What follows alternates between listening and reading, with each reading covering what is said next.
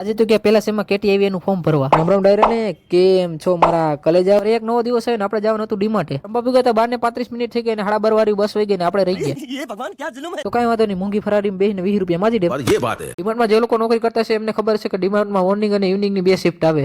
વાત સહી. 3 hours later. તો ફાઇનલી 3 કલાક પછી બ્રેક પડ્યો અને આપણે આવી ગયા લંચમાં. કેમ કે આપણે આવી ઇવનિંગમાં અડધી કલાક નીંદર અને 5-10 મિનિટ ફોન જોઈને હાલો ભાગી આવે. The next day. રાજકોટમાં આપણે સવાર પડી ગઈ ને આજે 2025 નો છેલ્લો દિવસ. 2025 ના છેલ્લા દિવસે સુરત દાદા દેખાણા. હું 2026 માં દેખાશે. 26 में तो दुनिया खत्म है.